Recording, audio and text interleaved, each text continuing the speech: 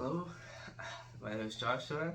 Uh, I'm starting to record these videos to post them because I recently started reading the Bible, and a lot of my family and friends are Christian, and it's not like nobody's pushed me to read it or none of that. It's just that I've gotten a weird feeling just all of a sudden start reading the Bible, and I have a few religious books, so it's not only the Bible I'm going to be reading, but I'm just going to start off with the Bible because I have a few of them.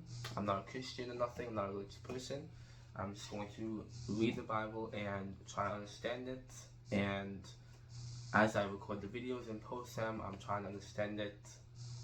Well, everyone else can hopefully try to understand it for themselves as well. So let's begin. I'm going to start in the Old Testament. This Bible I have comprises of the Old Testament and the New Testament. I don't know really where to start. People are saying start in John, the New Testament. People are saying start in all these different sections. But me personally, I like to read books front page to end. So we're just going to start from the Old Testament, and we're going to start in Genesis. Sorry if I butcher any names or pronunciation, or the way I say something isn't exactly right, because it is the Bible, so there's some things I can't exactly pronounce, and I don't know if everyone can pronounce because it's kind of difficult. So, Genesis, the Old Testament. It says, "In the beginning, God created heavens and the earth. Now the earth was formless and empty. Darkness was over the surface of the deep, and the Spirit of God was hovering over the waters. And God said, 'Let there be light.' And there was light.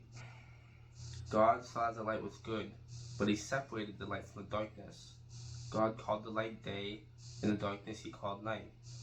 And there was evening, and there was morning, the first day." That's everything God did on the first day. And God said, "Let there be a vault between the waters to separate water from water." I have no idea exactly what that means, so I'm just going to keep reading. "So God made the vault and separated the water under the vault from the water above it." Okay? And it was so. God called the vault sky, and there was evening, and there was morning, the second day.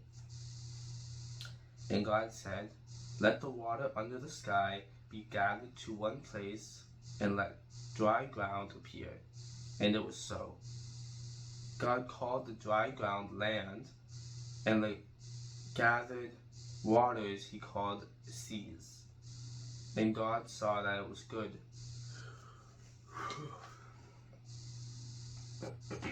Then God said, let the land produce vegetation, seed-bearing plants, and trees in the land that bear fruit with seeds in it, according to their various kinds.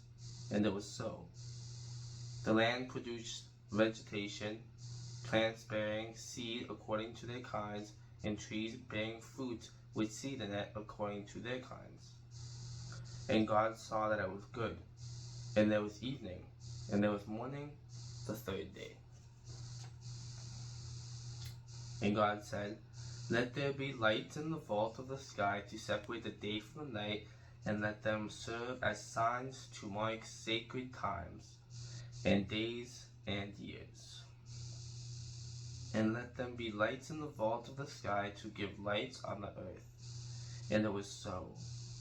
God made two great lights, the greater lights to govern the day, and the lesser light to govern the night. He also made the stars. God set them in the vault of the sky to give light on the earth, to govern the day and the night, and to separate light from darkness. And God saw that it was good.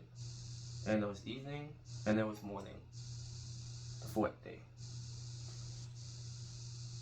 And God said, "Let the water teem with living creatures, and let birds fly above the earth across the vault of the sky." So God created the great creatures of the sea and every living thing with which the waters teems, and that moves about in it, according to their kinds, and every winged bird according to its kind. And God saw that it was good. God blessed them and said, "Be fruitful and increase in number, and fill the water in the seas, and let the birds increase on the earth." And there was evening, and there was morning, the fifth day. And God said, "Let the land produce living creatures according to their kinds, the livestock, the creatures that move along the ground, and the wild animals, each according to its kind." And it was so. God made the wild animals according to their kinds, the livestock according to their kinds, and all the creatures that move along the ground according to their kinds. And God saw that it was good. Then God said, "Let us make mankind in our image, in our likeness, so that they may rule over the fish in the sea, and the birds in the sky, over the livestock and all the wild animals, and over all the creatures that move along the ground." So God created mankind in his own image. In the image of God, he created them.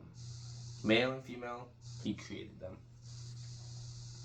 God blessed them and said to them, "Be fruitful and increase in number. Fill the earth and subdue it. Rule over the fish in the sea, and the birds in the sky, and over every living creature that moves on the ground." Then God said, "I give you every seed-bearing plant on the face of the whole earth, and every tree that has fruit with seed in it. They will be yours for food. And to all the beasts of the earth, and all the birds in the sky, and all the creatures that move along the ground, everything that has the breath of life in it, I give every green plant for food." And it was so. God saw that all he had made, and it was very good. And there was evening, and there was morning, the sixth day. Thus the heavens and the earth were completed in all their vast array. By the seventh day, God had finished the work he had been doing. So on the seventh day, he rested from all his work. Then God blessed the seventh day and made it holy, because on it he rested from all the work of creating that he had done.